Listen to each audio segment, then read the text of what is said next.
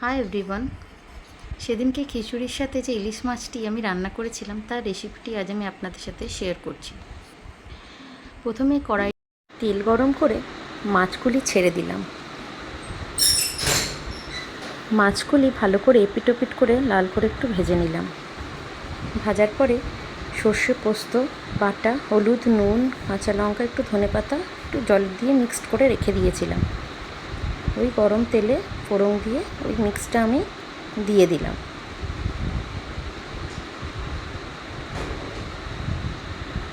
মিক্সটা দেওয়ার পর একটু হালকাভাবে নাড়াচাড়া করেছি।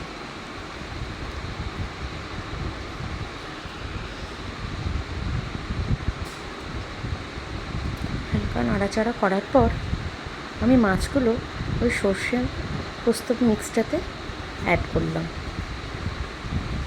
মাছগুলো অ্যাড করে আমি মাছগুলোর সঙ্গে সর্ষে পোস্ত বাটাটা একটু মিশিয়ে দিলাম। এপিট ওপিট করে গ্রেভিটা একটু মিশিয়ে দিলাম। তারপরে উপর থেকে কাঁচা তেল দিয়ে একটু হালকা গরম জলও অ্যাড করেছিলাম, মিশিয়ে দিয়েছি। আমার মাছ রেডি। ভিডিওটি আপনাদের কেমন লাগলো জানাবেন। বাই।